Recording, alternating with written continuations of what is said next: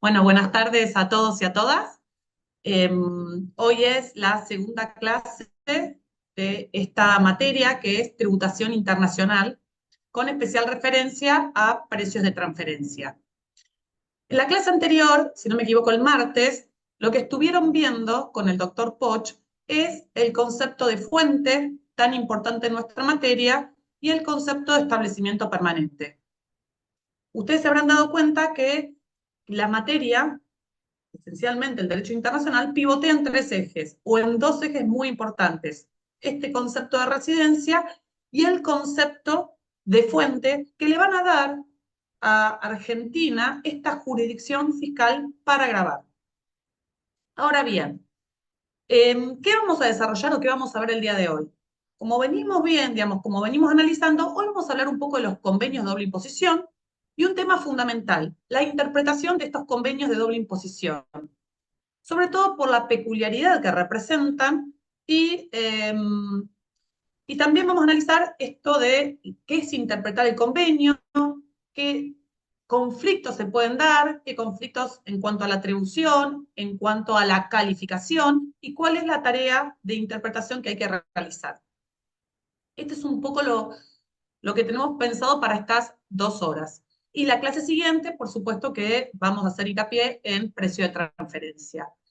Ahora bien, en cualquier momento de la charla yo hice un pequeño PowerPoint con algunas consideraciones, como para seguir un hilo conductor, pero ustedes en cualquier momento de la charla pueden desmutearse, pueden preguntar, pueden levantar la mano, porque la idea también es que sea participativa y que si ustedes quieren, digamos, hay algo que no comprenden o bien hay algo que quieren agregar, sean bienvenidos, que eso va a enriquecer también la clase, ¿sí?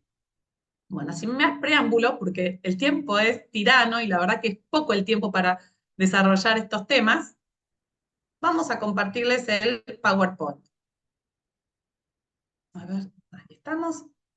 Lo ven bien, ¿no? Y si no se escucha, también ustedes me avisan y yo veo cuál es el problema que puede estar ocurriendo. Vamos a ponerlo así, lo ven un poco más lindo.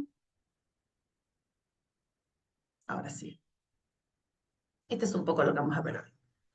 En principio, esta firmina hace referencia a que el modelo de convenio que vamos a tratar es el modelo de la OCDE, que por las siglas es la Organización para la Cooperación y Desarrollo Económico. Este es un pequeño mapa de los países que componen la OCDE. Actualmente son 36 y después hay otros países, aproximadamente 11 países, que son miembros observadores que han sido aceptados por la OCDE y que están en proceso o que solicitaron ya su admisión formal. Argentina es uno de ellos. Argentina no es, insisto, miembro todavía de la OCDE, pero sí pidió su admisión. Entonces, es un miembro observador que cuando se tratan algunas cuestiones vinculadas con la tributación internacional y con los comentarios al modelo que ahora nos vamos a referir, opina, hace reservas y deja fija su posición. ¿Por qué nos va a interesar empezar a hablar de este primer concepto? Porque tal vez la eficacia o la interpretación por parte de los comentarios, ya estoy adelantándome a lo que va a ser el final de nuestra charla, los comentarios que tiene un país miembro de la OCDE a uno que es observador, pudiera para algunos no ser igual y darle otra característica a estos comentarios. Este es un pequeño mapa de los aliados, de los países que integran la OCDE y aquellos que no lo son y cuáles solicitaron. Como les dije antes, 36 países son miembros, o 34 algunos ingresan y otros están ahí en proceso de admisión, 11 son observadores. Ahora bien, hablando o refiriéndonos brevemente hablamos de la OCDE, del convenio para evitar la doble imposición como un estándar de negociación que la mayoría de los países siguen. Los principales 2 convenios de doble imposición o los modelos de convenio son el de la OCDE y el modelo de Naciones Unidas. En principio, ¿cuál es la diferencia principal? Tal vez esto lo vieron con el doctor, entre estos 2 convenios está básicamente el artículo 5, que es el concepto de establecimiento permanente. En el modelo de Naciones Unidas, de la ONU, el concepto de establecimiento permanente va a ser mucho más amplio que en el modelo de la OCDE. ¿Y esto para qué? Para abarcar, ¿sí? Y para poder grabar en el país de la fuente mucho más rentas. Entonces, la característica principal, entre otras, que hay entre un modelo de convenio y el otro, entre la OCDE y la ONU, recuerden esto que es básicamente el concepto de establecimiento permanente. Argentina, por supuesto, que como un país importador de capitales, va a preferir y va a seguir siempre un concepto más amplio y además va a preferir tal vez los lineamientos de la ONU antes que los de la OCDE. Sin embargo, como reiteré, apenas comenzamos la charla, Argentina solicitó ser miembro de la OCDE y ya no país observador. Entonces, en el marco de un convenio para evitar la doble imposición, ¿sí? Primero, ¿cuáles son los objetivos de estos convenios? ¿Sí? ¿Para qué sirven? ¿Cuáles son sus objetivos, sus fines y sus funciones?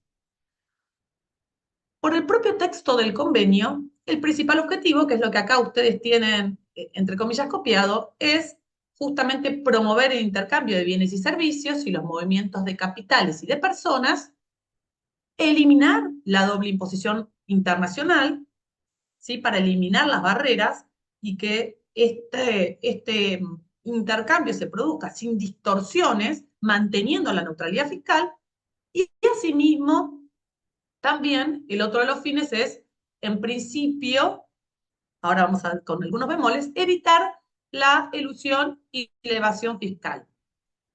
Digo con algunos bemoles porque esta frase de que el objetivo del convenio, ¿sí? O el principal objetivo es evitar la elusión y la evasión, es evidentemente incongruente con las mismas funciones. Porque una convención no se hace con el fin de evitar que mediante la convención se eluda o se evada. Entonces los autores, la mayoría de los autores, critican esta frase y cómo está expresado. A todo esto también, en las últimas convenciones y en los comentarios, también se introdujo con estas cuestiones idiomáticas mal redactadas, porque, no, insisto, no es esa la finalidad de un convenio, es también evitar ahora sí que mediante el convenio, primero mediante el convenio, se eluda o se evada. Y lo segundo, es esta incorporación a partir sobre todo del 2000, es que también se produzcan situaciones de doble exención, que en un país no se grabe y tampoco se grabe en el otro. Y también otro de los objetivos, que no está en este artículo, pero siempre se buscó, es el intercambio de información. Si bien hoy tenemos la Convención de Asistencia Mutua en materia fiscal y tenemos también la Convención Multilateral, hay intercambio de información mediante los propios CDI, que es una de las finalidades también con la que se busca evitar la evasión y elusión fiscal internacional. ¿Qué otras cuestiones? Acá también lo tenemos expresado de otra manera. Se propone crear una guía y garantía, ¿sí? Respecto del tratamiento fiscal al cual va a ser, el cual será sujeto, ¿sí? El inversor en el Estado extranjero. Entonces sabemos, entonces el convenio va a tratar de dar una seguridad jurídica, evitar esta doble imposición, pero darle una serie de pautas de cómo va a ser la gravabilidad de estos hechos imponibles que se perfeccionan en un ordenamiento interno bajo la legislación interna de un Estado, pero que tiene trascendencia internacional. Hablando algunos de hechos imponibles, o sea, gravados por el Estado, pero de trascendencia internacional. Es importantísimo que tengamos en cuenta esto que está acá resaltado, que para algunos puede resultar una obviedad, pero es importante, sobre todo me comentaron que el nivel es variado, tener en cuenta que los tratados o los convenios de doble imposición internacional como tratados no crean ni eliminan impuestos. Los impuestos son creados por la legislación interna de cada país y el hecho imponible se va a generar de acuerdo a lo que haya definido cada país.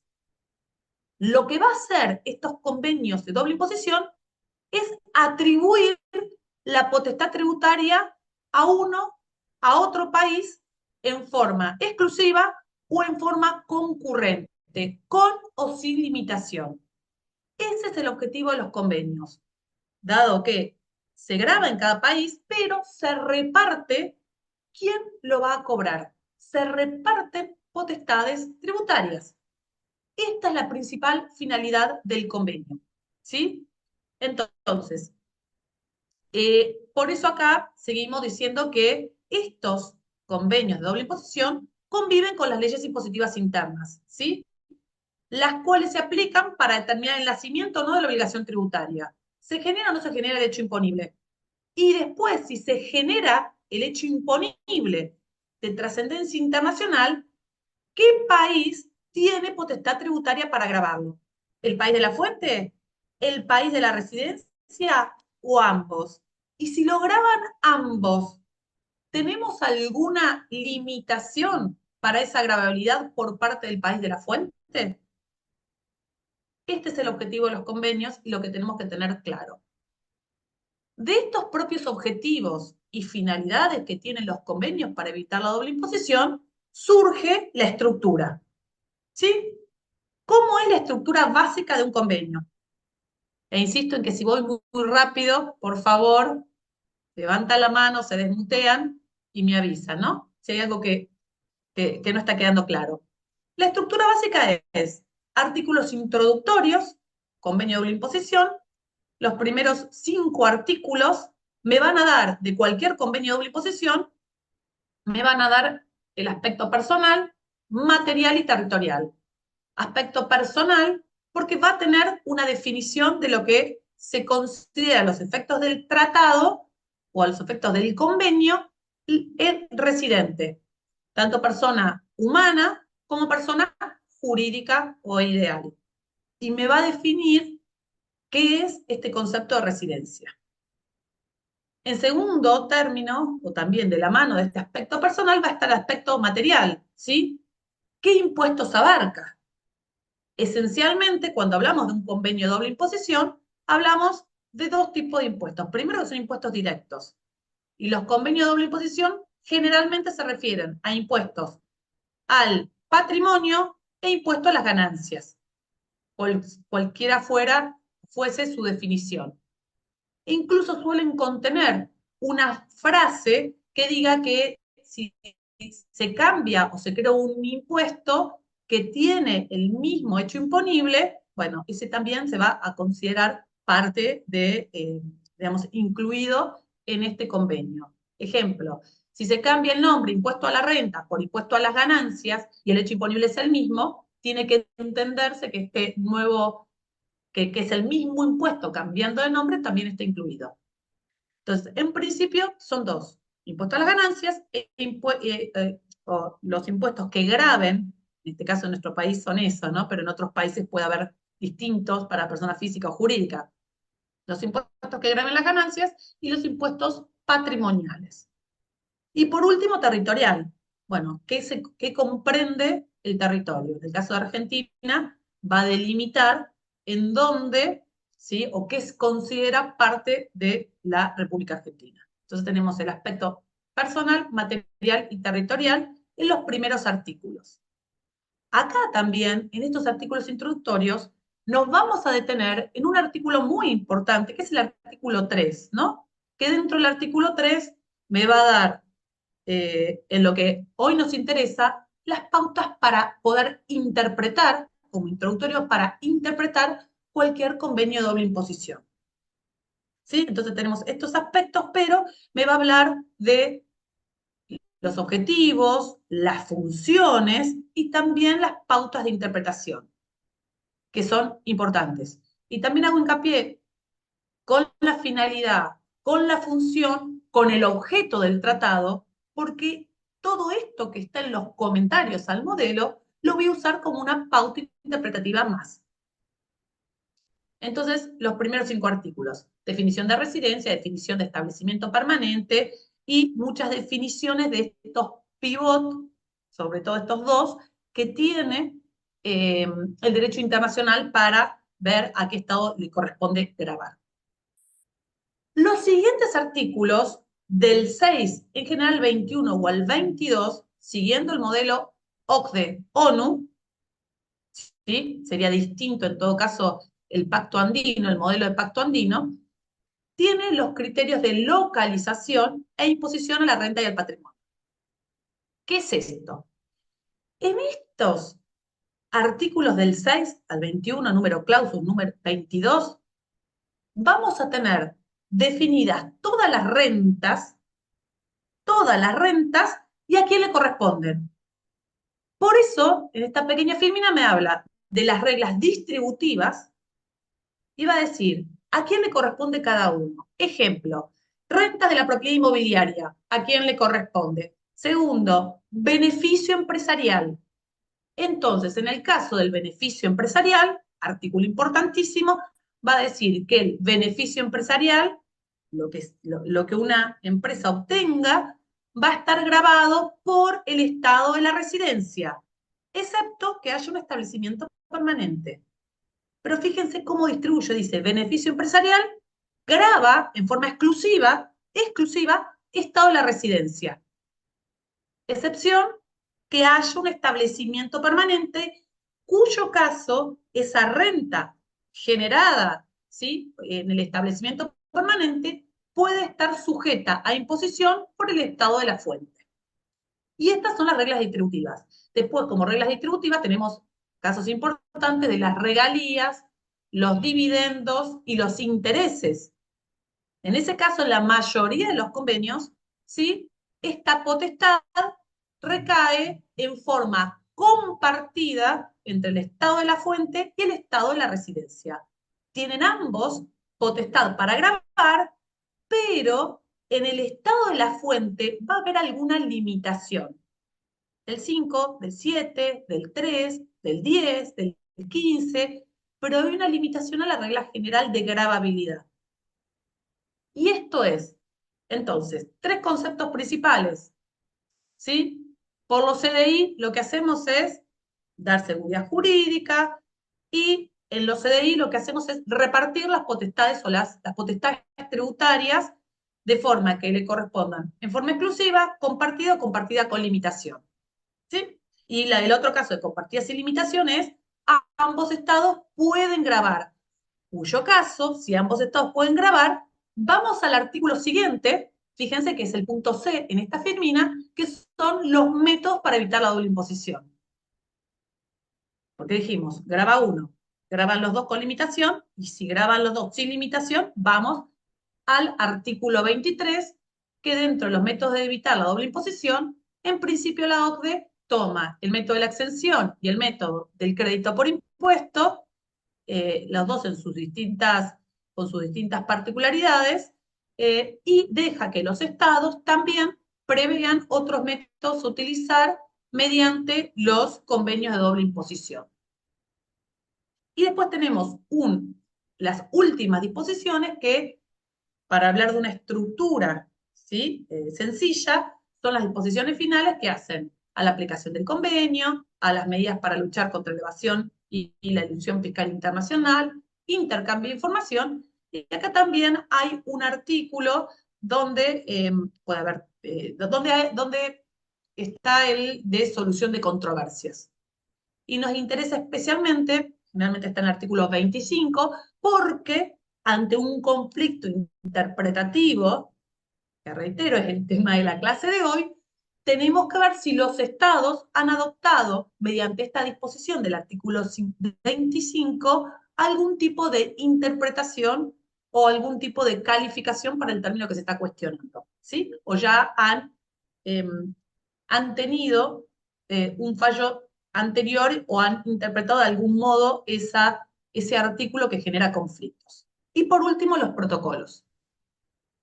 Ya adelanto que los protocolos forman parte también del propio convenio de doble imposición. Muchas veces se firma un convenio y un protocolo que lo modifica, agrega, da definiciones y que ambos constituyen, ¿sí?, parte del tratado. Vamos bien, ¿no? Es como una introducción. Ahora bien, si yo les pregunto a ustedes, bueno, ¿cuál es la naturaleza de los convenios de doble imposición? ¿Por qué decimos que son tan particulares y que hay una doble naturaleza jurídica de lo que venimos viendo? ¿Y por qué es tan importante también interpretar estos convenios? ¿Qué elementos tenemos que considerar? ¿Qué se les ocurre? Así también intercambiamos. Fíjense, cuando yo tengo que interpretar un convenio, yo los voy a ayudar. Si alguno se anima, tal vez están todavía como muy... Bueno, si yo tengo que hablar de esta naturaleza de los convenios de doble imposición, tengo que ver primero que es un tratado entre dos países. ¿Sí? Es un convenio, un tratado entre dos países que tienen legislaciones distintas. Y por otro lado, coexiste este tratado con obligaciones para ambos países y los hechos imponibles internos conforme a los conceptos de derecho internos que tiene cada país, que pueden o no coincidir, porque algunas definiciones de términos o algunas cuestiones como están previstas, por ejemplo, en la República Argentina, pueden no ser iguales en el otro país. Entonces, tiene esta doble naturaleza. Por un lado, sí, van a contemplar hechos imponibles locales de trascendencia internacional.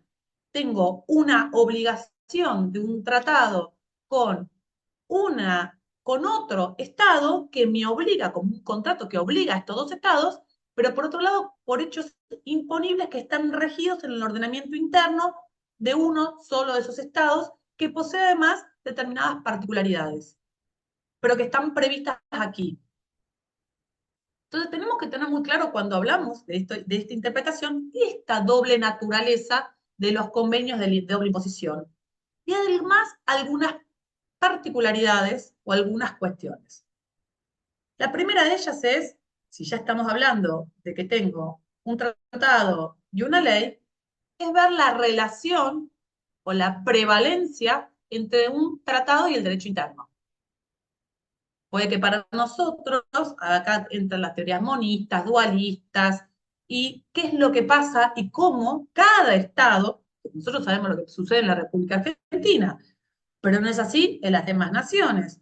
Bueno, ¿es el tratado superior a la ley? Implícitamente, y teniendo en cuenta el Pacta Sunt Servanda, la Convención de Viena y todo lo que es los tratados, implícitamente sí tendría una jerarquía y el Estado que firma un tratado con otro Estado se compromete a cumplirlo. Pero ¿cómo es esta relación entre el tratado y el derecho interno? ¿Qué tiene prevalencia en el caso de lagunas, en el caso sí, de lagunas, en el caso de conflicto?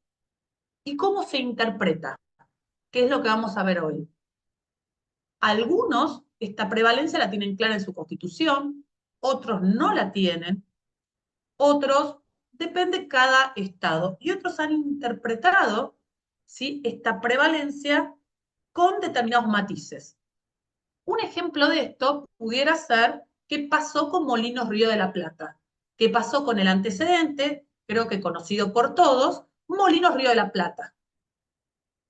Porque si bien todos saben a qué fallo me estoy refiriendo, entonces en el fallo, fíjense, Molinos Río de la Plata, nosotros teníamos un tratado firmado con Chile, un convenio de doble imposición con Chile, ¿sí?, el cual se respetaba el texto de ese convenio y conducía a la doble exención.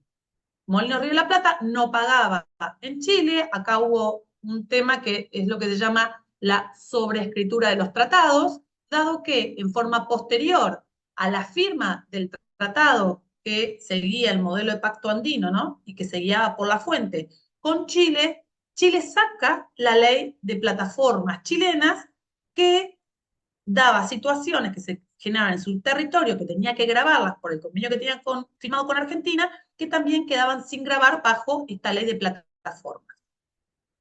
Y acá, más allá digamos, del fallo, del análisis y de todas las lecturas que tiene el fallo, yo lo voy a tomar para también analizar esta cuestión del tratado entre el tratado y la ley interna.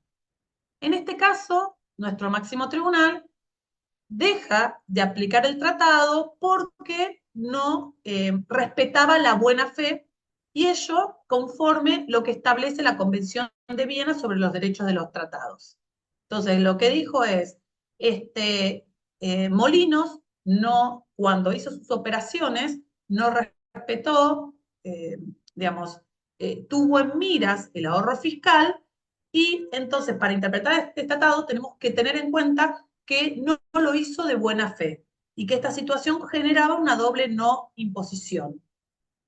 Ahora, esto también, sacando la buena fe, hay autores que critican y que lo que dicen es lo siguiente: si nosotros o Argentina, para analizar las operaciones de Molino Río de la Plata, utiliza el principio de la realidad económica contenido en la ley 11.683, acá está usando como este tratado, voy a hacerlo de otra manera, como este tratado no tenía ninguna cláusula antielusiva, ni general ni específica, Argentina utiliza una norma de menor jerarquía, realidad económica, ¿sí? Ley 11.683, para dejar de aplicar este tratado firmado con Chile. Entonces, esta es otra lectura. Es cómo se puede usar realidad económica o otra manera de analizarlo.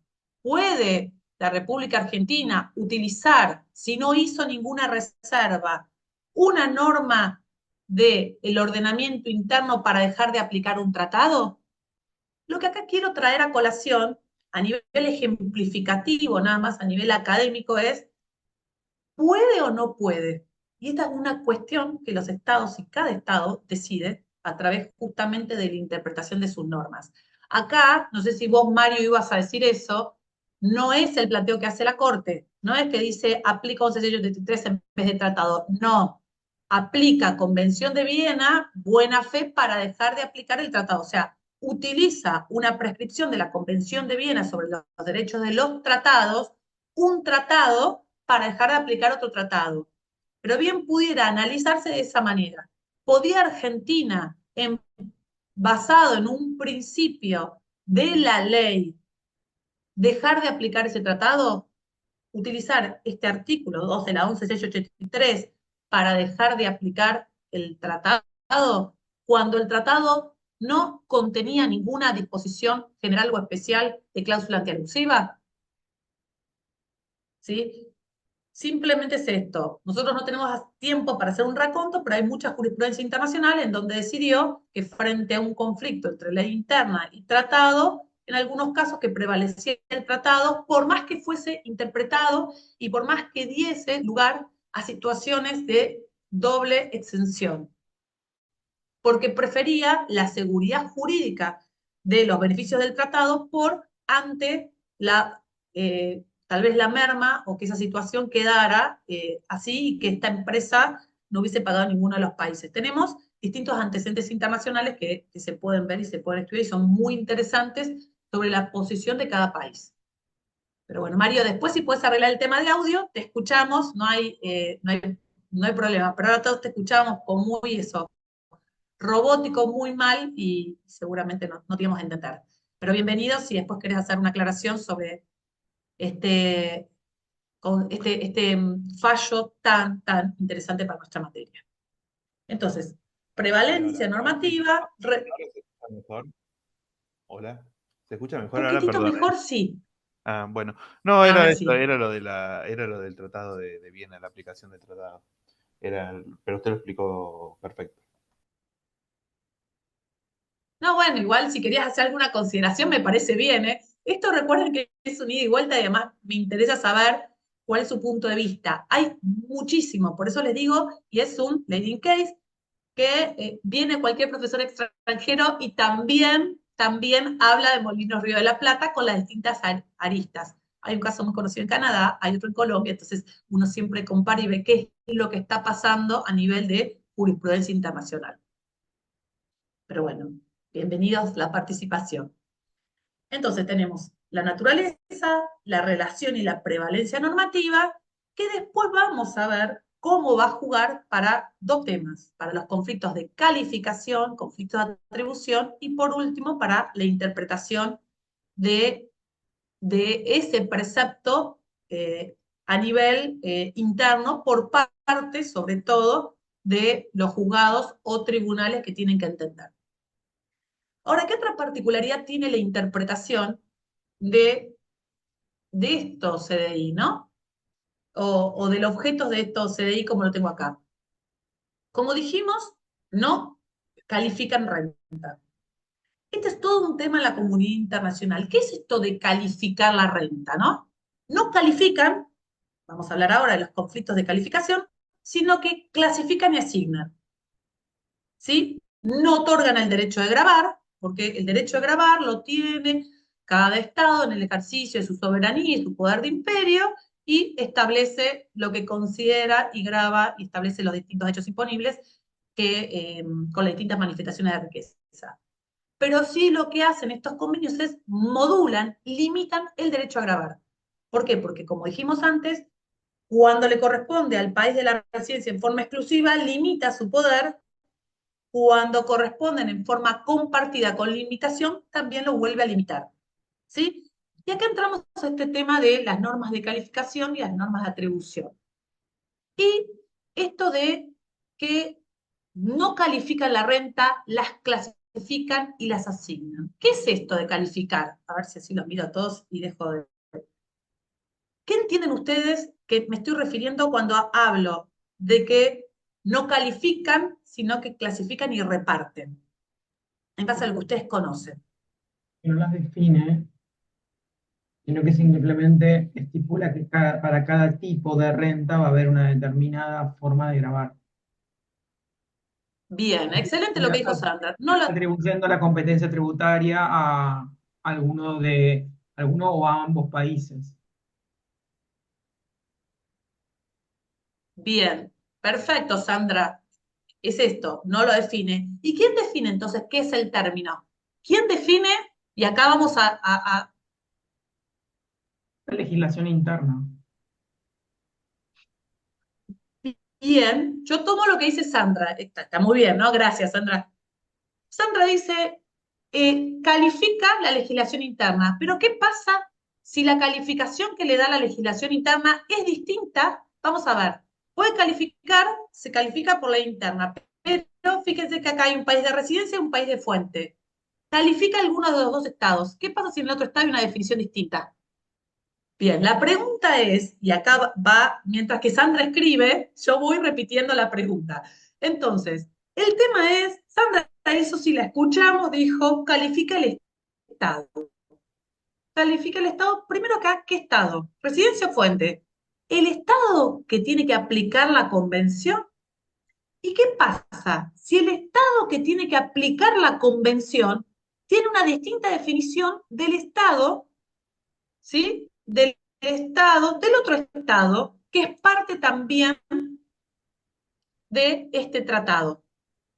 Esperando a ver si Pero estamos esperando. por eso Te escribo. sí, eh, por eso los convenios en general tienen una definición de los distintos tipos de rentas, por ejemplo, dividendos, regalías, rentas independientes, y define esa definición, entiendo que es la que es aplicable a los dos países que suscriben el convenio, más allá de lo que dice su legislación. Sí, de todos modos está bien lo que vos decís, Florencia, en parte. Es correcto en parte. Definen los distintos tipos de renta. Ahí sí. Definen, sobre todo con los comentarios para evitar a través del tiempo lo que se han dado es muchas medidas elusivas, definen algunos de los términos, no siempre, qué es beneficio empresarial. Ejemplo, a ver, si yo les digo, ¿qué es un alquiler? Tenemos las rentas del 6 al 21. Yo les pregunto a ustedes, vamos a hacer un juego. ¿Qué es un alquiler de inmuebles? Si yo alquilo inmuebles, esa renta que genera, ¿qué es para ustedes?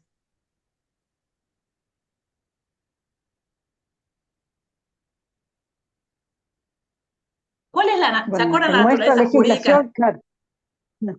Sí. Decime, Florencia, ¿sí? No, digo que nuestra legislación es un ingreso grabado de primera categoría, o para las sociedades por teoría de balance, es un ingreso grabado. Perfecto, excelente. Entonces, bueno, sabemos que graba. Perfecto, eso está grabado en la República Argentina. Ahora, yo les voy a nombrar dos artículos, ¿sí? Un artículo que habla de las ganancias de los inmuebles, ¿sí? El primer artículo, que hablamos del artículo 6, ganancias inmuebles, y hay que ver en los distintos convenios que incluyen esta ganancia de los inmuebles. Y después tenemos un artículo 7, que es ganancia, que es beneficio empresarial. Ganancia a la empresa. Entonces ustedes me dicen, bueno, pero para algunos países, más allá de esto que vos excelentemente lo definiste, hasta me hablaste de las categorías, la primera categoría para la República Argentina, en el marco de un convenio de doble imposición, nosotros tenemos estas rentas. Ahí lo tenés que encuadrar. ¿Es un beneficio empresarial? ¿Entra por artículo 7 o entra por artículo 6? ¿Y qué es lo que cambia? Miren qué importante. Siguiendo esta línea en ejemplos simples. Si yo sostengo que es un bien inmueble y que corresponde a la que tiene que ver con la renta que generan los bienes inmuebles, artículo 6, le corresponde al estado de la fuente o al estado donde están ubicados los inmuebles. Vamos a suponer, en este ejemplo más pedagógico, el estado de la fuente. Si yo sostengo que es un ingreso empresarial, un beneficio empresarial, porque es una actividad que me produce un beneficio como empresa, persona física o jurídica, pero que es un beneficio, entonces entra en el artículo 7 y las facultades para gravar son para el estado de la residencia, en forma exclusiva. Entonces vos decís, acá Florencia me decía, cada uno tiene una definición. Perfecto, Argentina tiene la definición. Pero dentro de este convenio, ¿dónde entra? Acá, y acá Sandra arroja luz, dice. Teníamos a Florencia, acá Sandra dice, la autoridad competente sería la encargada de encontrar una solución y o vía de procedimiento amistoso. Sí, Sandra, esta sería, en principio, cuando encontramos que esté el conflicto, pero mientras tanto, esta sería la solución. Ya vos fuiste al final, artículo 25, procedimiento amistoso, las administraciones se ponen de acuerdo. Excelente, Sandra. Pero ahora, creo que acá debe haber algunos contadores. Hacen la declaración jurada de determinada forma, lo imputan, artículo 6, artículo 7, dice, no le corresponde a Argentina grabarlo o sí me corresponde grabarlo. Ojo, porque en el tribunal fiscal, hay innumerable cantidad de conflictos de la fuente, si correspondía o no correspondía grabar, y en estos casos está lleno. No tanto cuando hay convenio de doble imposición, pero sí si hay fuente o no fuente argentina. ¿Qué es? Sí, tenemos Hidroeléctrica El Chocón, tenemos, te puedo seguir con todos, con Robafarm, con todos conflictos que pueden tener que ver con la fuente o con el concepto de establecimiento permanente. Entonces, fíjense que acá no estoy hablando de interpretar. Acá estoy hablando del paso previo, que es calificar. ¿Qué es? Porque una vez, por eso yo decía, los convenios de doble imposición, tomo lo que dijo Florencia porque muchas veces sí tiene una definición, pero en esos casos tenemos una calificación cerrada, hecha por convenio, autónoma, que hay que respetar. En ese caso, muy bien 10, lo previeron, lo pusieron en el convenio, ya está. Pero hay convenios que nosotros tenemos firmados en el año 78, 79, que no existía el software, por ejemplo. Que hay protocolos, que después hay comentarios, pero muchas de las cosas que se firmaron antes, si no tuvieron un protocolo modificatorio, no están ahora. ¿No? Son conceptos muy raros y conceptos que tenemos que ver para cada estado qué es esa figura. Hay un problema, y que lo hablamos muchísimo ahora, con todo lo que son las tecnologías y las nuevas tecnologías y la naturaleza jurídica de los nuevos negocios digitales que conllevan qué ganancia y cómo atribuimos esa ganancia y qué tipo de ganancia es. más allá de lo que tenemos en la legislación argentina, ¿no? Teniendo en cuenta estas categorías del 6 al 21, que por una cuestión de tiempo no las podemos, que sería el paso previo, explicar o por lo menos dar los nombres, ¿no? Pero entonces, no estamos interpretando y ya tenemos un conflicto de calificación, de ver qué es, ¿sí? Para después poder atribuir. Porque dentro de la peculiaridad que tenemos en los convenios de doble imposición, tenemos conflictos de calificación y conflictos de atribución, para después hablar de los problemas de interpretación. Entonces, dentro de estos conflictos de calificación, podemos tenerlos porque los dos estados tienen previsiones normativas internas que se excluyen entre sí. Es uno, en este ejemplo, o cobra el estado de la fuente o cobra el estado de la residencia, y son excluyentes. En otras son compartidas, sin limitación, con limitación. O vamos a poner un ejemplo. ¿Qué tipo de obra? Vamos a tratar de hacerlo lo más pedagógico posible. ¿Qué tipo de obra es el software? Es una obra intelectual porque el software o la explotación de un software o un programa informático genera rentas que podemos encuadrar en principio, porque esto fue objeto de muchísimo debate, ¿qué es esto? Pero en principio vamos a suponer que encuadra en una regalía. Yo pago por el uso de esos software. Una regalía, para algunos es una regalía. Dentro de esa regalía tenemos tres tipos de obra. Obra intelectual, obra científica, técnica, ¿sí? Etcétera. Para ustedes, ¿qué es el software? ¿Qué tipo de obra? Fíjense, estamos dentro del concepto de regalía, tenemos un concepto de regalía hermoso, y ahora les pregunto a ustedes, ahí, estos abogados o contadores, ¿qué es para ustedes? ¿Qué tipo de obra es? Bueno, básicamente tendríamos que adaptar la legislación y establecer obras informáticas, ¿no? Que sería lo más lógico, creo.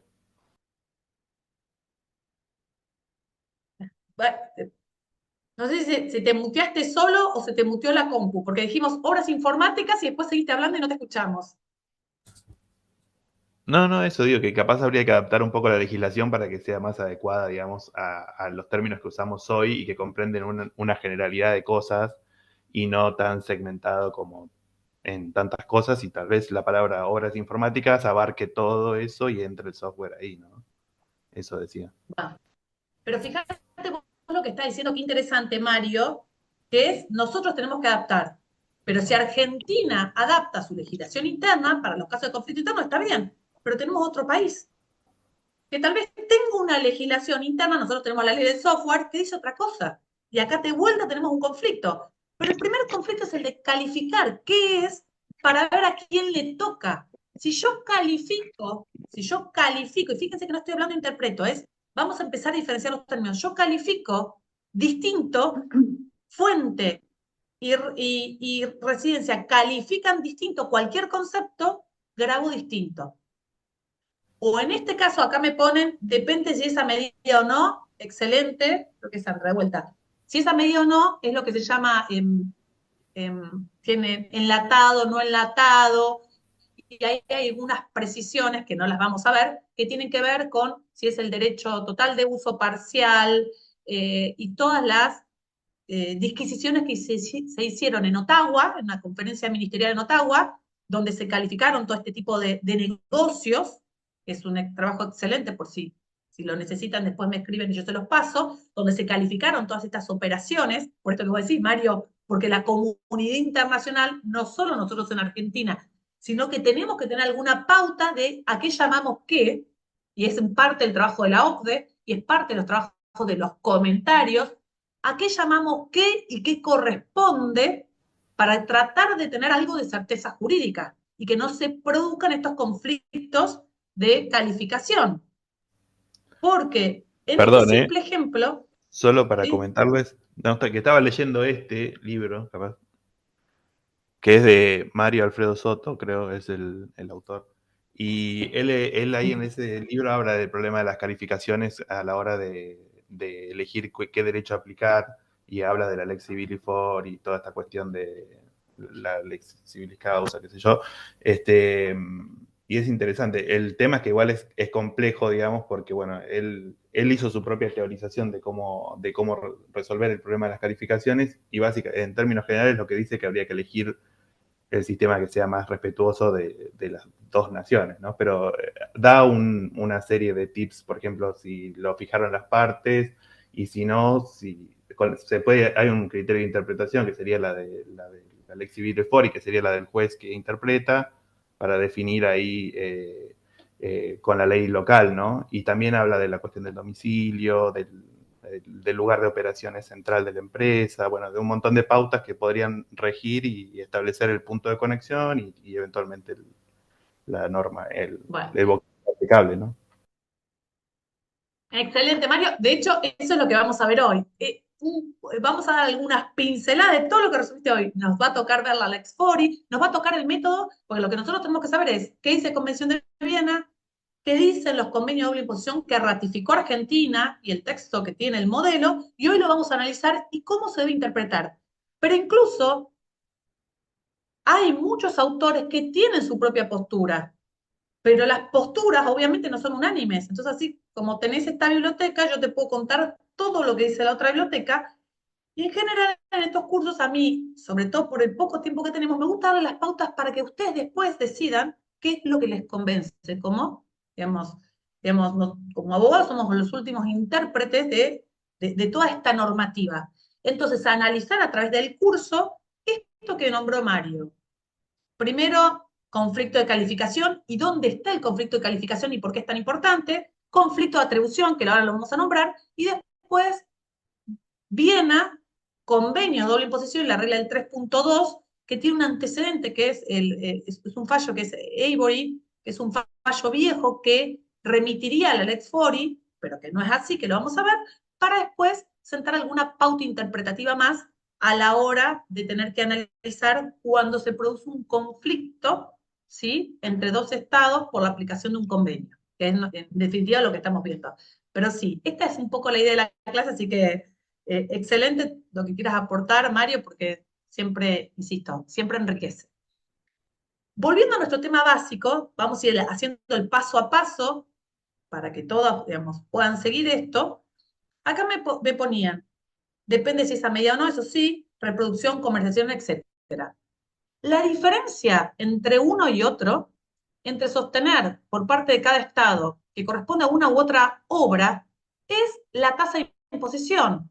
Dentro de las regalías, yo les comenté que en general los convenios de doble imposición tienen, en cuanto a las regalías, la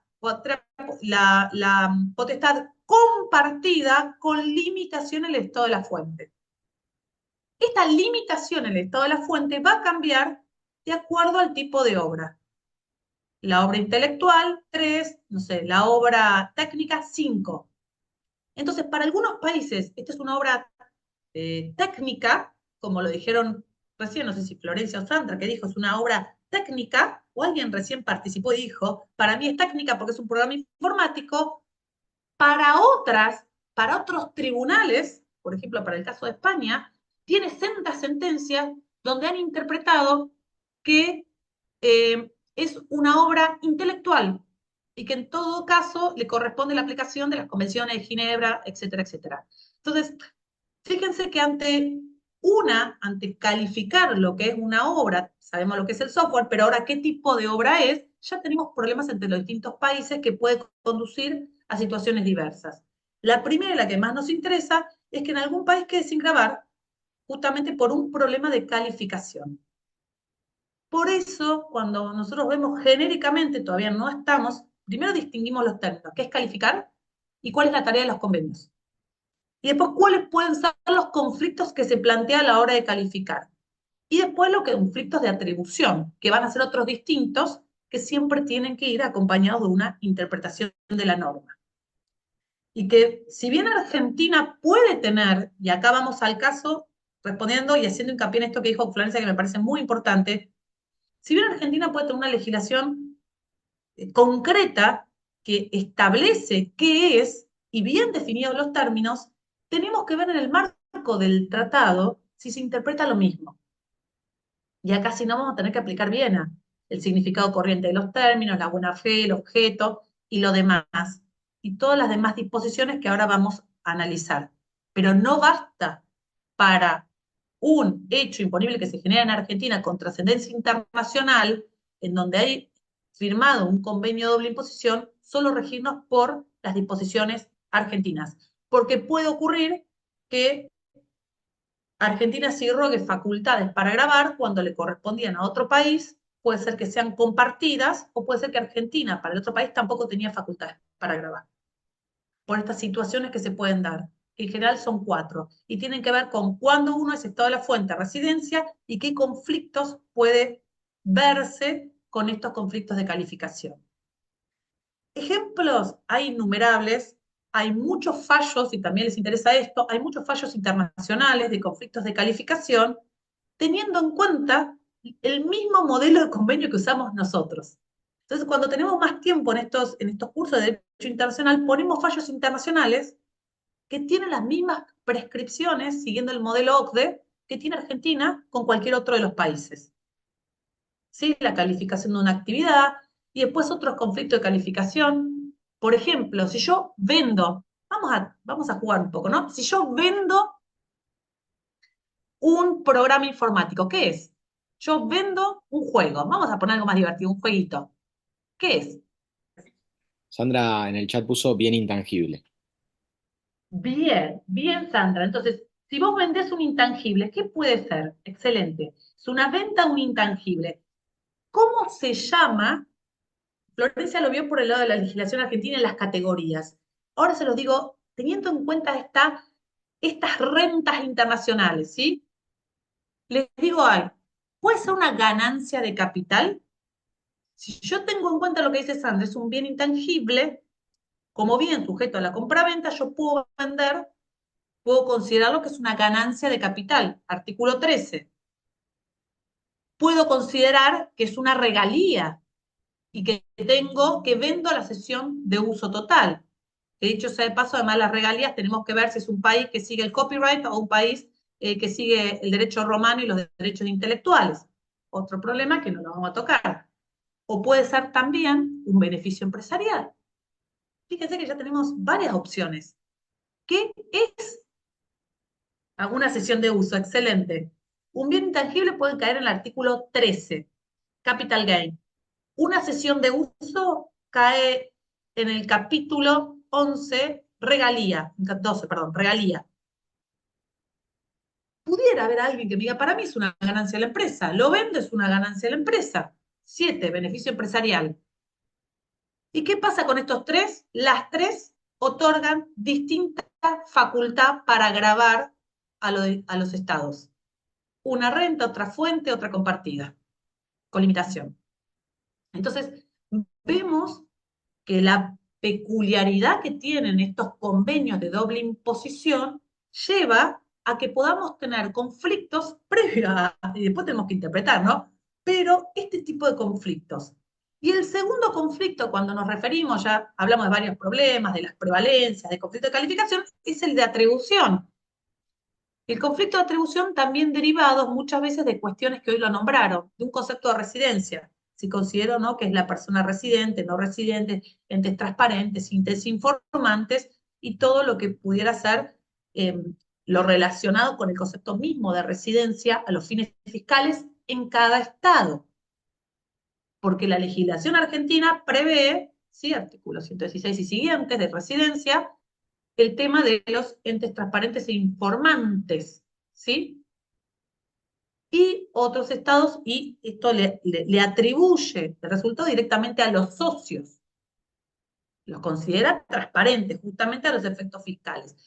Pero pudiera ser que otro país sí los considere a los efectos fiscales y los grave. Y si los grava, ahí tenemos un concepto de residencia que tal vez por los socios en la legislación argentina no está. Entonces es un conflicto de atribución que tiene que ver con la residencia que ahora lamentablemente no llegamos a tocar. Pero sí que me interesa que ustedes conozcan lo que es la calificación y lo que es la residencia. Bueno, ahí seguimos, voy a compartir nuevamente. Estamos bien, ¿no? Así es esto. Así por lo menos los veía, si no, estamos bien, acá está. Entonces, la peculiaridad, hablamos, no califican renta, sino clasifican, recuerden, y asignan. Ese es el rol de los convenios. Y por eso es el gran tema que hoy también Mario refirió, que hay libros escritos a cómo se debe calificar y quién debe calificar. Entonces, acá ponemos los distintos problemas: normas de calificación, normas de atribución, regalías, ganancia de capital y todos los temas y todos los distintos ejemplos que tratamos recién.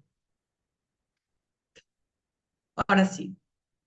Bueno, acá hay una diferencia conceptual, ¿no? Esto que hablamos, que calificación no es lo mismo que interpretación. Yo lo hablaba como un conflicto de calificación que se pueden dar en el marco de los convenios y en el marco de esta especial característica o naturaleza que tienen los convenios para evitar la doble imposición. Y que sin perjuicio de la legislación interna de cada Estado, tenemos que ver si hay una calificación hecha en el propio convenio de conceptos que sí los hay. Por eso le decía a Florencia que sí tiene razón. Algunas veces esta calificación está en el convenio y otras no lo están. Y en algunos casos, la tarea de la OCDE, empecé conversando de la OCDE y del modelo, lo que hace es dar una significación, publica estudios, guías, o hace los comentarios y agrega comentarios a los propios artículos que tienen los tratados.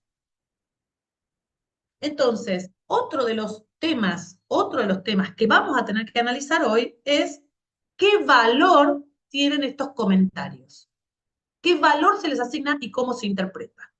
Entonces, distinguiendo estos dos conceptos, después vamos a volver, ¿no? Distinguiendo estos dos conceptos tenemos que se califican los hechos y se interpretan las normas, ¿sí?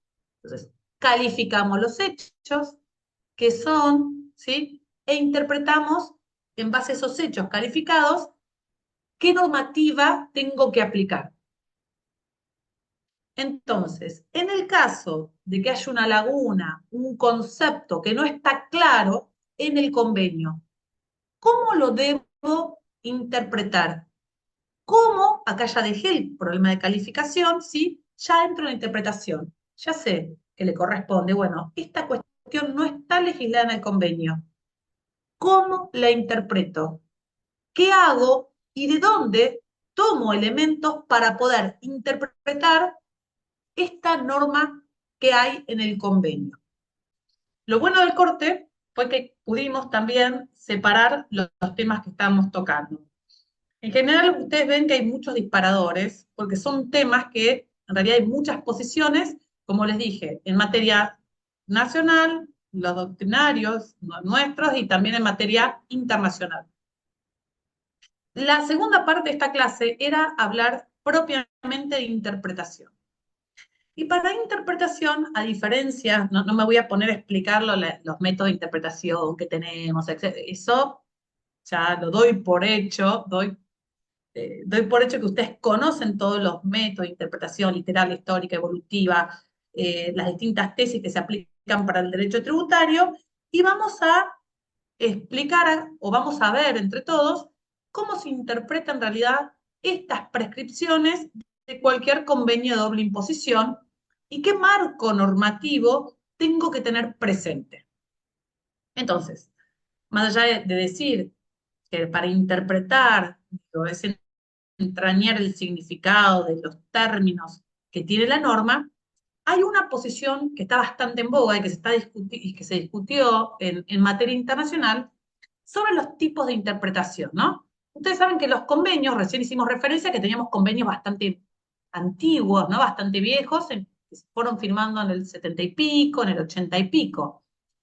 Y hablamos recién de los nuevos términos, de conceptos, de situaciones, de negocios jurídicos que antes tal vez no existían ni se podían prever y que actualmente son moneda corriente. Hace unos años, cuando la OCDE empieza a estudiar esto de qué tipos de interpretación en estos artículos introductorios y cómo o qué hay que tener en cuenta o qué normativa hay que tener en cuenta que vocabulario, qué sentido hay que tener de los términos, puso de vuelta en análisis si la interpretación debía hacerse histórica o lo que es una interpretación estática o una interpretación dinámica. Entendiendo por una interpretación, digamos, estática, aquella que toma en cuenta qué normas y qué conceptos estaban vigentes al momento de celebrarse ese convenio de doble imposición. En tanto, una interpretación dinámica que, ya les adelanto, es la que está propiciando y la que propicia la OCDE, tiene en cuenta cómo se interpretan esos términos hoy por hoy. Y además, ¿qué pasa? ¿Cómo fueron cambiando esos términos y los comentarios que se fueron introduciendo a los términos de la convención que se firmó hace un tiempo? Como esta interpretación, al momento que se discutía cómo hay que interpretar, que querían hacer algún comentario sobre el tipo de interpretación para tenerla en cuenta al momento de analizar los términos, fue cuestionada, hay países que no querían saber nada y que se opusieron a una interpretación dinámica porque sostenían que una interpretación dinámica quita certeza jurídica. Esta es la posición del Reino Unido. Sostenía que si yo firmo una convención teniendo en cuenta algunos preceptos, fines, letras, espíritu, y tiempo después estos fueron cambiando, debe cambiarse la resolución o hay que hacer algún protocolo adicional, pero que si yo interpreto en cada momento distinto, está en tela la seguridad jurídica. Entonces, finalmente, cuando se discutió esto, sin perjuicio de que, insisto, la OCDE propicia una interpretación dinámica, se dejó un texto bastante amplio que permite que los estados tomen en cuenta cualquiera de estas, o que no se limiten solo a una interpretación dinámica. ¿Y por qué es importante? Porque vamos a ver que nosotros tenemos un modelo de convenio y que año tras año se vienen introduciendo comentarios. Y vamos a analizar en este tiempo que nos queda qué valor tienen esos comentarios a la luz del contexto, a la luz de los hechos, para saber si son o no pautas interpretativas y qué valor le tenemos que dar a las luces, teniendo en cuenta la Convención de Viena sobre los derechos de tratado y la regla que está en cualquier convenio, que es la regla del 3.2, que remitiría, lo digo en potencial, remitiría al Estado que tiene que aplicar el convenio. Sería una suerte del ex fori, recién lo mencionábamos con Mario, sería una suerte del ex fori, que la regla que está vigente en los convenios de doble imposición, en el artículo 3.2, hablan de que interpreta el Estado que tiene que aplicar el convenio. Y por una mala interpretación de este antecedente de Avery, entonces lo asimilan al Estado que tiene que aplicar la convención, lo asimilan al Estado de la fuente, cuando puede no serlo. Vamos a acomodar esto. Esto es a nivel, esto es lo que vamos a tratar en este tiempito. Ahí les voy a compartir de vuelta la pantalla. Sobre todo porque vamos a repasar. Entonces, a ver, ahí. Esto es lo que vimos antes. Vamos acá. Pautas para poder interpretar cualquier. Llega a los tribunales, la aplicación, están cuestionando la aplicación de cualquier precepto del convenio de doble imposición internacional. ¿Qué tengo que tener en cuenta? Primero, Convención de Viena sobre los derechos de tratados.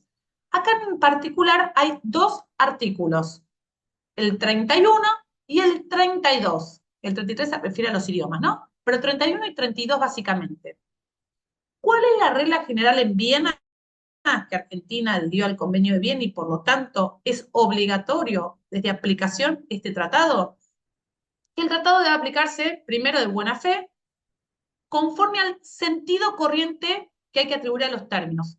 Y el contexto de estos, perdón, quise subrayarlo y me salió mal. Acá.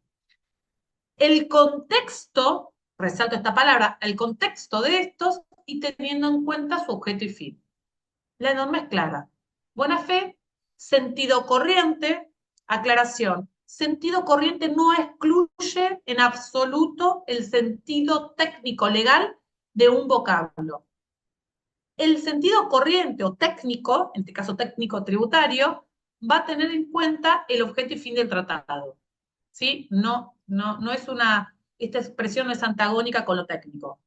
Entonces, se interpreta de buena fe, teniendo en cuenta su objeto y fin, conforme al sentido corriente de los términos, teniendo en cuenta el contexto. Y continúa, ¿qué se entiende por contexto? ¿Qué es contexto? Todo acuerdo que se refiere al tratado, todo instrumento formulado por una de las partes en el momento de la celebración del tratado. Tercero, vuelve a hablar del contexto. Juntamente con el contexto, habrá de tenerse en cuenta cualquier acuerdo ulterior, toda práctica ulteriormente seguida y toda forma pertinente del derecho internacional aplicable a las partes. Y una cuarta, si no tiene, se dará a un término un sentido especial si consta que tal fue la intención de las partes. Este sentido especial es la calificación que hablamos antes. Si yo quiero calificar para evitar cualquier problema un término, ya lo dejo en el tratado, en este convenio de doble imposición, y tengo, obviamente, es una norma cerrada, tengo que darle el alcance que las partes quisieron y que hicieron constar en ese CDI. Estamos repasando las reglas del artículo 31. Vamos a las reglas del artículo 32. Medios de interpretación complementario, ¿sí? Sabemos, finalidad, objeto, fin, buena fe, sentido corriente, contexto. Medios complementarios. Se puede acudir a estos medios complementarios, a medios de interpretación complementarias, en particular trabajos preparatorios del tratado, circunstancias de su celebración, para confirmar el sentido resultante del artículo 31 que vimos recién, cuando, o para determinar el sentido, cuando la interpretación deje ambiguo o oscuro un sentido, o cuando conduzca a un resultado manifiestamente absurdo e irrazonable. ¿Sí? Repasemos bien. Tenemos 31, 32, nos da los parámetros. ¿Qué más tenemos? ¿Sí? Tenemos este artículo que se los mencioné antes. ¿Qué dice el modelo? Vamos bien. Segundo, tenemos el modelo. El modelo, artículo 3.2, dentro de los artículos introductorios, me dice que a los efectos de la aplicación del convenio, todo término, sí, que hablamos antes, ¿no? Todo término, no me estoy hablando de principios ni nada, son términos, que no esté definido en la presente convención, y hago esta aclaración, porque acá no me refiero a los institutos, no, es un término legal, que no esté definido, a menos que del contexto requiera otra cosa, contexto de vuelta, tendrá el sentido que en ese momento le atribuya la legislación de ese Estado relativa a los impuestos. Y todo sentido que corresponda de conformidad con las leyes tributarias aplicadas en ese Estado tendrá primacía sobre el sentido que se le atribuya al término en virtud de las leyes de ese otro Estado. Fíjense, no me habla de fuente, no me habla de residencia. Acá vino la confusión que recién les dije del Lex Fori. Acá hay un Estado que tiene un conflicto, que está interpretando un término. El término no está definido en la convención. No tiene un significado autónomo porque si no prevalece ese significado. Analizo de acuerdo al objeto, fin y de acuerdo a la Convención de Viena. Y después vengo y recurro a este artículo específico que está en el modelo del convenio, que me dice que a menos que del contexto se requiera otra cosa, va a tener el sentido que corresponde con las leyes tributarias aplicables a ese Estado, ¿sí?, que va a tener primacía por sobre el otro Estado. Y acá me quedo. Entonces, el 3.2, en definitiva, me está diciendo que va a tener primacía el sentido la legislación interna del Estado que lo va a interpretar en primer término, por sobre la otra. Vuelvo a algo que les había dicho antes. No significa, como muchas veces se lee rápidamente, Lex Fori interpreta el estado de la Lex Fori y lo asimilan con el estado de la fuente. No. En principio, el que va a tener problemas para la aplicación de esto, en general, coincide con el estado de la fuente, pero no es siempre así. Entonces hay un reenvío. Cuando tenía que elegir la norma, el convenio, el modelo de convenio, elige que tenga primacía en la interpretación en el estado que lo tiene que aplicar. Por una revisión y por la utilización de la Lex Fori que sacamos del derecho internacional privado. Cuando analizan, estos comentarios fueron objetos de actualización bastante reciente, ¿no? Entonces, todos estos comentarios explican o actualizan también qué se quiso decir con este artículo 3.2. Entonces, se plantea determinar cuál es la legislación aplicable para interpretar los términos, de vuelta, los términos no definidos en el convenio. Y acá viene lo que les hablaba antes, interpretación dinámica o estática. Y acá este artículo resuelve ese supuesto problema de que algunos países sostenían la dinámica que propiciaba la OCDE y otros decían, no, señores, falta de seguridad jurídica. Entonces, resuelve así diciendo, a la luz de los términos, contexto, etcétera, pudiendo ser la legislación vigente a la firma del convenio o la legislación vigente al momento de la aplicación. Respeta a los dos. ¿Sí? Acá la conclusión es que ha de prevalecer esta última y trata e introduce la OCDE su posición de que privilegia esta última, la legislación vigente al momento de aplicación. Y en el apartado 12 dice, no obstante, esto que se dice en el 211, solamente si el contexto no requiere una interpretación distinta. El contexto está constituido por la intención de los estados en el momento de la firma del convenio, así como el significado de la legislación del otro estado que atribuye al término de que se trate. Entonces, interpretación dinámica estática va a regir la que el Estado considere, salvo que de la firma y salvo que el contexto, ¿sí?, haya sido otro. Entonces, hasta ahora no sé si ayudé o di muchos conceptos que ahora vamos a acomodar. Entonces, vamos a tratar de ordenarlos, que esta es la parte. Siempre repaso Viena, y en vez de repetirles Viena, prefiero que leamos estos artículos que son importantísimos. ¿Qué tenemos? Tenemos un conflicto de interpretación. Hay que interpretar un término. Teníamos la respuesta que vimos antes. Si ese término ya está definido en el convenio, se aplica esa interpretación especial y ese significado especial que se le dio en el término. Por ejemplo, dijimos regalías. Si regalías está definido, es ese término y no hay forma de dudarlo. Si software está definido y ya dice la renta que se trate, no hay conflicto posible porque evidentemente tenemos que aplicar lo que los estados tuvieron como objeto y fin. Hasta ahí no hay problema. Interpretación auténtica, interpretación conforme la misma sustancia del tratado. Ahora bien, no está el término definido. Es oscuro y es ambiguo. ¿Quién interpreta? ¿Y qué reglas tengo que seguir?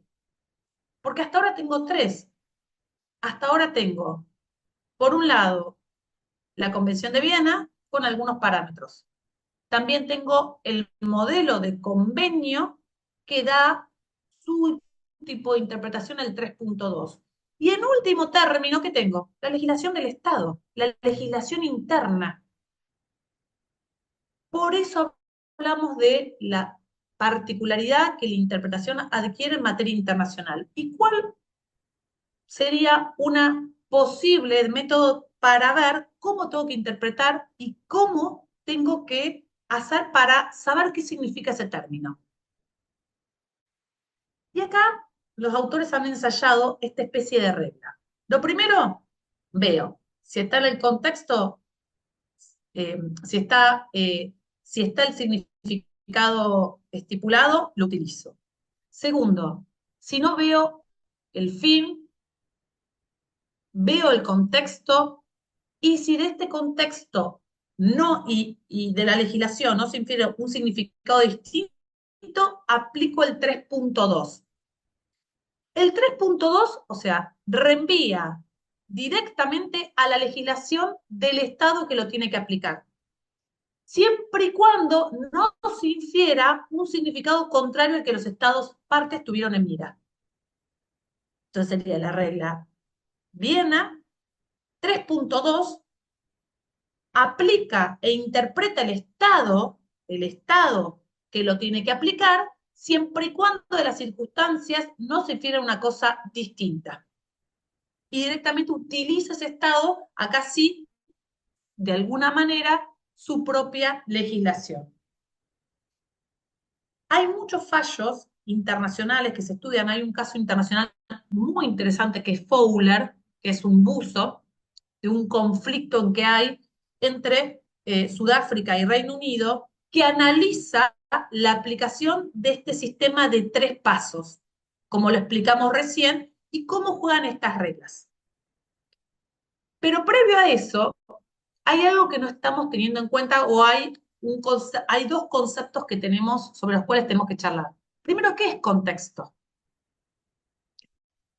En el marco del derecho tributario internacional, ¿qué es contexto? Y segundo punto, que cuando iniciamos esta charla se los mencioné. ¿Qué papel juegan los comentarios para ustedes en el marco, o sea, los comentarios que día a día se van actualizando, que se incorporan, como estos que les mencioné, que cambian los criterios de interpretación y estas anotaciones, que se van incorporando en los distintos modelos de convenio? ¿Qué son para ustedes estos comentarios? ¿Qué papel juegan? ¿Qué eficacia tienen a la hora de interpretar o qué rol juegan, reformulando la pregunta, cuando tengo que interpretar un tratado o un convenio de doble imposición? ¿Qué opinan ustedes?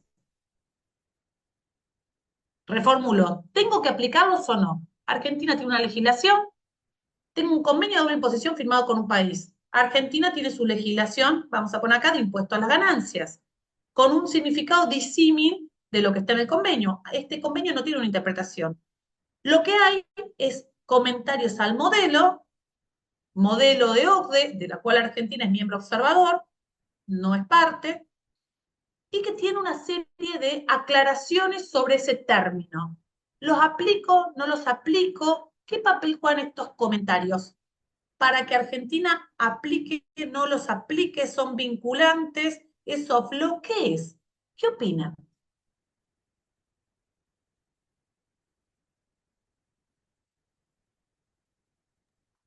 Acá Sandra dice, serían no vinculantes y es soft law. Correcto, hay muchos fallos del tribunal, sobre todo tenemos fallos que hacen la Industrial Paraguaya, el año 80, que hacen el concepto de establecimiento permanente.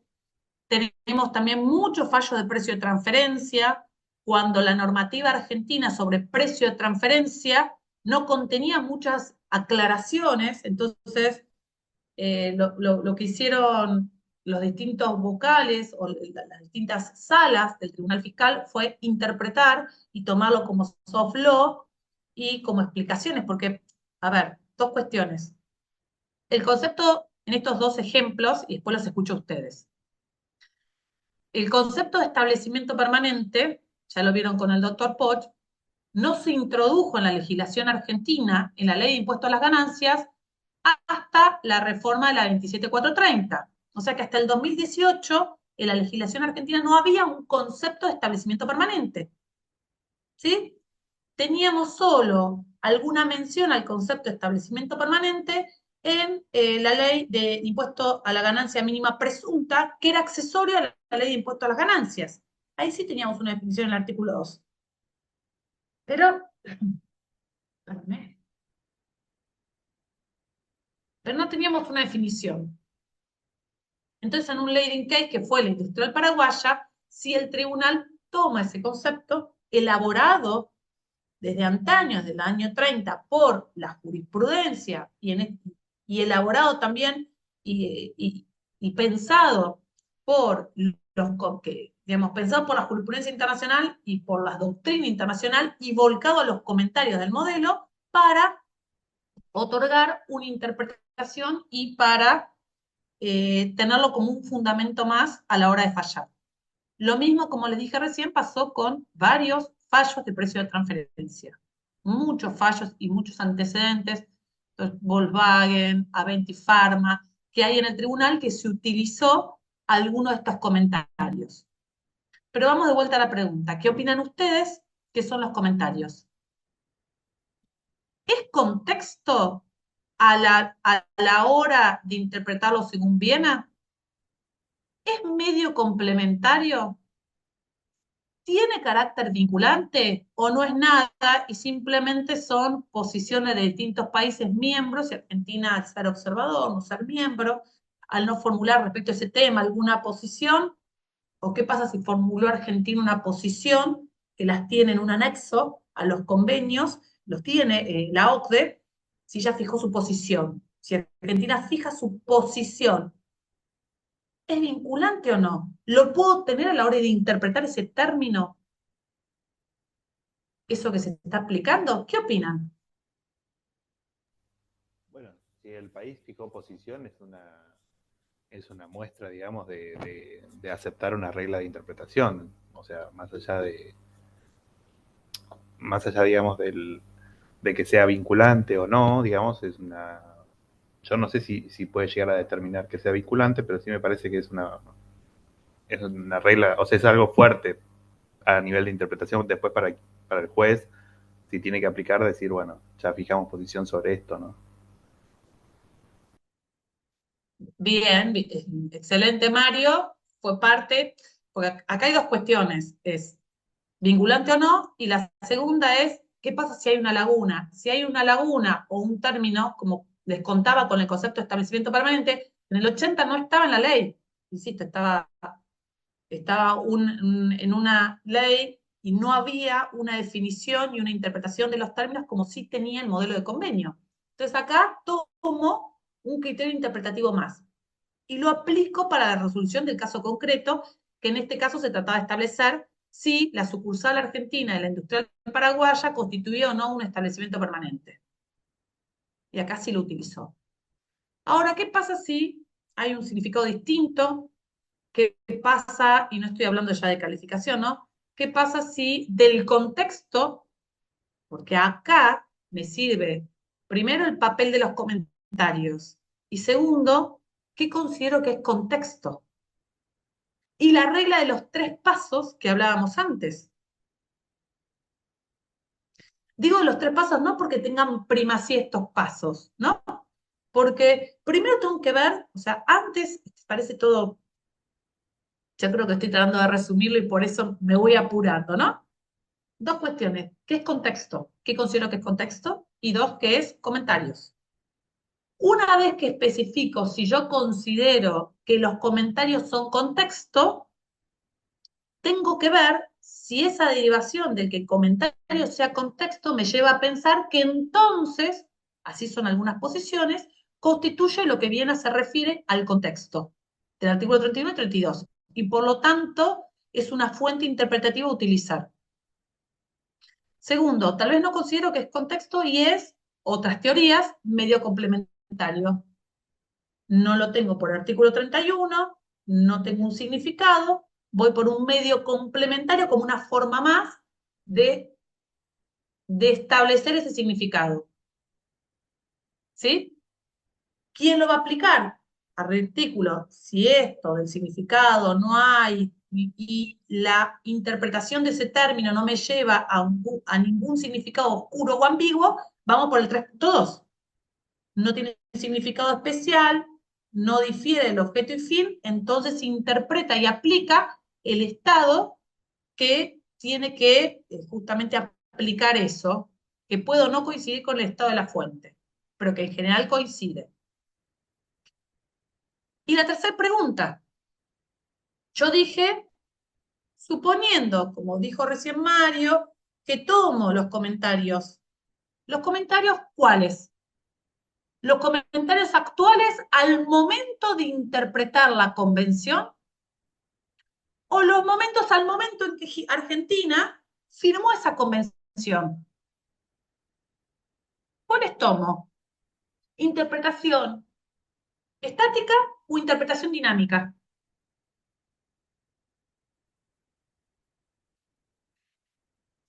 Esto, así como Mario hacía referencia hoy a este libro y a todas estas cuestiones y a los sistemas, cada autor ha tenido una posición respecto a qué considera comentarios.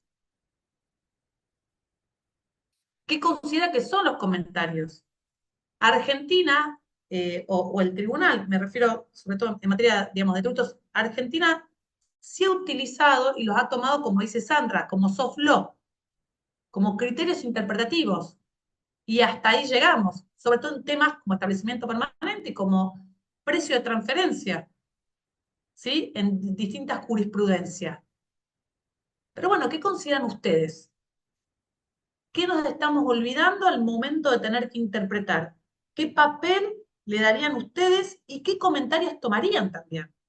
Porque no es lo mismo tomar, si llega ahora, tienen que interpretar un convenio a la luz de los comentarios del 2024 o 2023, que en el momento que se firmó la convención. Y una última pregunta. ¿Cambiarían de posición si Argentina es miembro observador, por más que fija posición, a que si es miembro, si es observador o si es miembro de la OCDE para este decisorio, o no les cambia nada, como sostienen los autores? Hola, hola. ¿Se escucha ahí? Mejor. Mucho mejor. Yo tengo una duda sobre las notas, digamos, en cuanto a la redacción. Si están generadas como para hacer contexto, para lograr que el texto originario de la convención sea contexto, o sea, armónicamente, o son notas dirigidas a hacer contexto en el momento en el que se lanzan, digamos. Son notas que están dirigidas a hacer contexto en el momento en el que son creadas. Por ahí eso podría ser un poco más explicativo. No las conozco las notas, por eso le pregunto. No, para que ustedes se den una idea, en el último, cuando yo ahora les puse, miren, vamos a verlo en forma práctica. Esto, dentro del material, ahora lo busco de vuelta. Dentro del material, cuando yo les puse la interpretación del 3.2, les puse el 3.2.11, que era un comentario en su momento. En el 95 cambia el criterio, se empieza a hablar de una interpretación más dinámica de esos comentarios, y viene un nuevo comentario que se modifica en esos años y se agrega también como apartado, haciendo referencia a lo que se había opinado del 3.2.11. Les hago un paréntesis. Hace muchos años, la OCDE y estos comentarios y este modelo de convenio está desde el año 63. Antes las revisiones se hacían cada determinada cantidad de años. La comunidad internacional se ponía de acuerdo en una conferencia y fijaba una agenda para esa conferencia, y ahí salían las distintas conclusiones. Entonces vos tenías la conferencia del 98, la conferencia del 2000, y pasaban años entre que se hacían nuevos comentarios. Teníamos la convención modelo y les cuento en la práctica cómo funciona. Son hojas móviles. Vos tenés un apartado y se van colocando los distintos comentarios con estos numerales.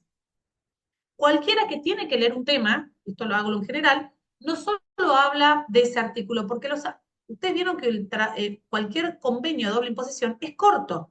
Yo siempre repito esto y dicen que no es corto porque los artículos son cortos. Ahora, si ustedes lo estudian en forma completa y estudian los comentarios, acá es donde se complica. Porque tienen un artículo de 15 líneas y 50 hojas con comentarios a ese artículo, en forma de 1, 2, 3, 3.1, punto 2, y un libro sobre cada comentario a cada artículo. Entonces, les decía esta porque al principio, una vez que teníamos como estándar de negociación el convenio de la OCDE, que fue aceptado por la comunidad internacional, estas nuevas actualizaciones de los comentarios se hacían cada 3, cada 5, cada 8 años, y y teníamos un plazo para analizarlas. En los últimos años se da que cualquier conferencia, y más con las tecnologías que lo permiten, actualizan los comentarios y cada vez son más frecuentes y cada vez se van haciendo más comentarios de forma tal que uno ya pierde la cuenta.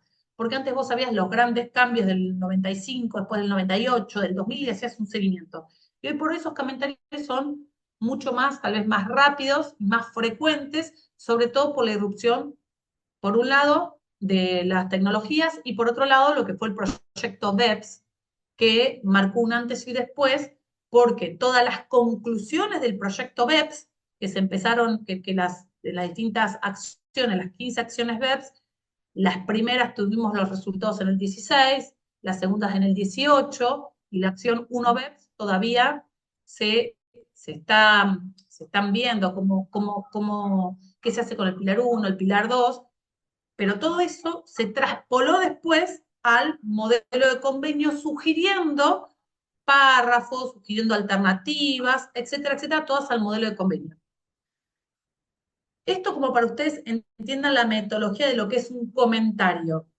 Ahora, lo que vos preguntabas, Mario, sobre habría que ver qué vale, y esto es una cuestión de cada país, de la legislación de cada país, en donde las distintas jurisprudencias, los doctrinarios se inclinan por una u otra posición. Hay países que ya han fijado, digamos, postura, refiriéndose a que no permiten una interpretación dinámica.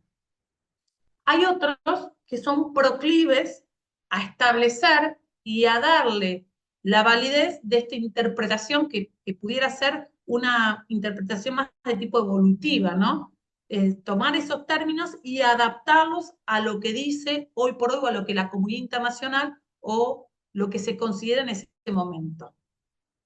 Pero bueno, este es el estado de la cuestión, y siempre la idea, cuando uno habla de interpretación, es dar las pautas, no dar, porque no hay nada cierto. Es todo un camino por recorrer y tenemos muchas alternativas digamos, para tomar, para posicionarnos. Cada uno tendrá su propia visión de cómo debe ser, qué interpretación se da al contexto, qué son los comentarios, y posiciones sobre qué son los comentarios son estas que les dije. Es un significado especial, es un medio complementario, es contexto, y de ahí las distintas derivaciones cuando uno conceptualiza qué se considera comentario. Y esto es lo que tenía para contarles. Estamos respetando también el tiempo, y por eso a lo último me traté de apurar. No sé qué opinan ustedes. Me hubiese gustado escucharlos más. Si tienen alguna opinión formada, si alguno tiene alguna posición tomada ya. Me resulta muy importante, me quedé como pensando desde la clase anterior y un poco tratando de empezar a armar como el rompecabezas propio. De los conceptos, para mí es fundamental en esto, y por eso a riesgo de equivocarme, digamos, el concepto de naturaleza jurídica de cada uno de los que me quedé como pensando desde un disparador de la clase pasada, con respecto a la importancia que tiene en ese sentido la naturaleza jurídica de cada institución, por ejemplo, en este caso, ¿no?, la parte impositiva. Y también me he quedado pensando con respecto a la autonomía del derecho tributario. en esta cuestión de esta capacidad creadora, digamos, por decirle, ¿no? Como rama específica, y de esta posibilidad de crear. Y con respecto a estas, para mí el derecho internacional es apasionante de estudiar y bastante complejo, con lo cual se hace bastante engorroso, y es apasionantemente engorroso, pero lamentablemente en este formato es un tanto cruento. No es un reclamo, pero es muy complejo. Y entonces creo que la importancia justamente desde esa conceptualización de naturaleza, pero también creo que está bueno esto que dijiste al final, que me parece que esta cuestión de que tenga una interpretación, una conceptualización un tanto más evolutiva, y también no como compartimentos estancos, digamos, de considerar una interpretación más estática, más dinámica, o que si esto es así, o sea, yo no creo que haya en esta rama como algo preestablecido, predeterminado, y y que tenga una conceptualización uniforme, digamos. No, gracias a vos, Yael. La verdad que coincido. El tema siempre para interpretar, y vuelvo a lo que vos dijiste, ¿no? Esto de la naturaleza jurídica en muchos casos, porque puede no ser la misma en los dos países. Nosotros acá tenemos esta dimensión. Se produce un hecho, lo que Argentina, primero lo que Argentina considera que es un hecho imponible que tiene trascendencia internacional. Dos países con jurisdicción tributaria para gravar ese hecho imponible. Convenio de doble imposición. Hay que interpretar ese término que no tiene. Si está la respuesta en el convenio, se aplica a convenio. Obviamente no tendríamos ningún problema. Ahora, ¿qué pasa cuando no está? Cuando ambos países reclaman soberanía tributaria. ¿Sí? Bueno, ¿qué pasa? Y ahí es todo lo que vos decís. Hay que analizar, primero, dentro de qué marco, cuál es la naturaleza jurídica, y todo este recorrido que vos mencionaste. Porque no es solo la posición argentina. Tenemos que ver también que hay otro país acá inmerso, con otros términos, otra forma también de ver las cosas. Y bueno, y este es el desafío que hay de un tema que a mí el interpretación me parece fundamental, siempre. O sea, nosotros como abogados, en mi caso soy abogada, ¿no? Pero desde uno u otro lado, uno siempre interpreta norma, y después cuando va a los tribunales, está pidiendo que los jueces, en definitiva, o los vocales, interpreten también esa normativa. ¿Y qué es lo que tenemos? Por eso les expliqué, más allá del primer conflicto que puede ocasionar también que se recurra por un conflicto de calificación, que es para saber a quién le toca, el segundo que es cómo interpretamos también esos términos que pueden o no coincidir, y cómo interpretamos en general esa realidad, ese negocio jurídico, esos hechos que se están ventilando, y qué normativa le aplicamos. Esto es importante. Y Viena nos da pautas, pero contexto y comentarios son cuestiones que hay que ir trabajando para ver qué se considera. Esta es la reflexión principal. Sobre comentarios y sobre el contexto se analiza muchísimo, y son horas que uno trata de dilucidar qué dice Viena, qué pasa, en qué caso se utiliza el 3.2, en qué caso se utiliza Viena, haciendo como una lista, ¿sí?, de temas. No hay significado, perfecto. La buena fe del sentido corriente no se infiere, bueno, ¿quién aplica? Y no hay un significado puro, no hay ningún medio complementario para obtenerla, entonces vamos a 3.2. 3.2, bueno, si no hay una posición en contrario en el convenio, entonces termina interpretando el Estado que está aplicando ese convenio, pero siempre y cuando no haya una interpretación en contrario y no haya un significado especial de ese término o autónomo en el convenio.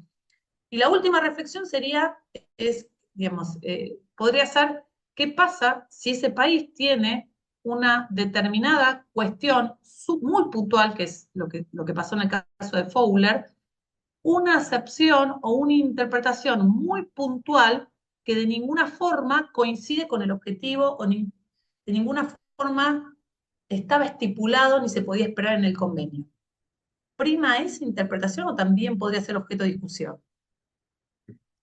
Si ustedes quieren, yo les voy a dejar un fallo para que lean, que es el caso de Fowler, interesantísimo, es en ese caso un buzo internacional con una renta que es un buzo sudafricano, se los cuento brevemente, pues sé que ustedes se quieren ir.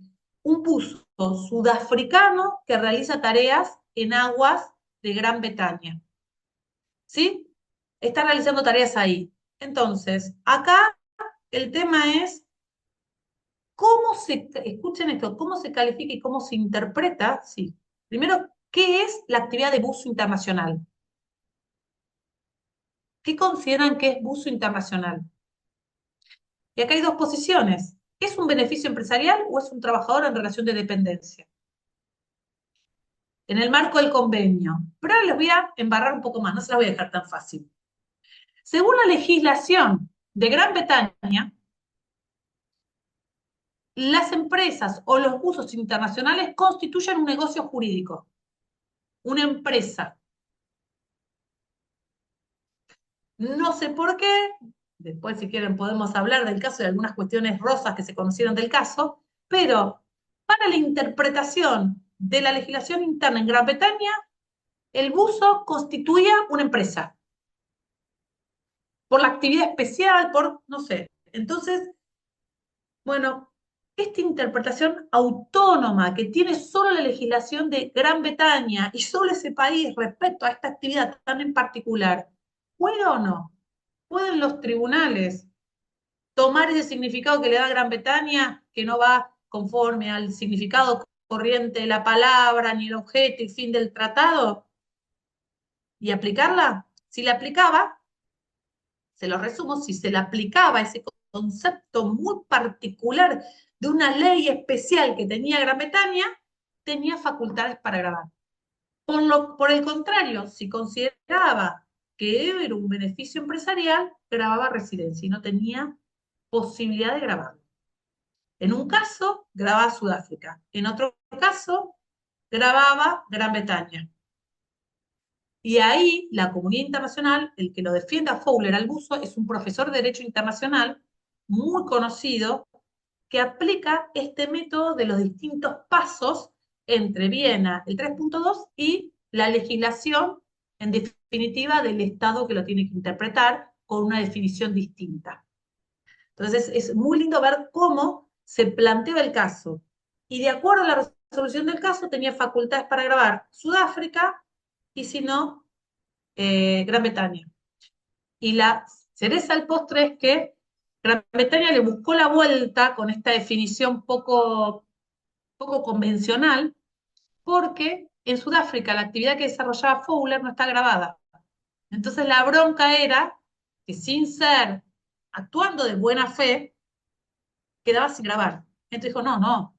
Y no había en ese convenio ninguna cláusula antiabusiva general, ninguna GARS, ninguna LOBS, ni las cláusulas antiabusivas generales que se suelen poner y que ahora la OCDE, en los nuevos comentarios, la toman como el estándar mínimo que debe estar en cualquier convenio que se firme.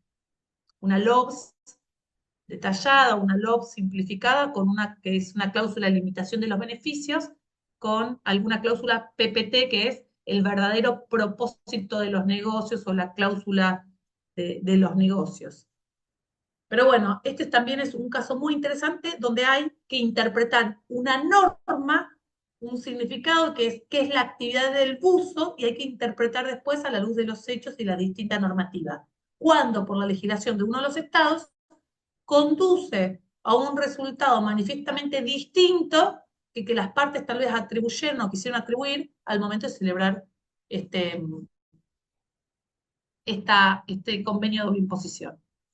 Por eso es un fallo lindo, divertido. Y si quieren lo tengo en inglés y lo tengo traducido con el Google, con algunas aclaraciones al castellano para que lo puedan leer. Pero es de muy fácil lectura y muy entretenido. No sé si tienen alguna duda. Ay, gracias, Florencia. Estoy leyendo el chat. Si tienen alguna duda o quieren algún material adicional, no duden en escribirme, yo les mando. me emociono a veces y mando mucho material, pero ustedes me dicen acotadamente lo que necesitan y les pongo a disposición aquellos, incluso los propios fallos que tiene el tribunal sobre esta temática. ¿Sí? Muchísimas gracias, profe. No, gracias a ustedes por quedarse estos minutos más y a disposición. Nos vemos. Gracias, doctora. Muchas gracias. Nos vemos. Chao, hasta luego.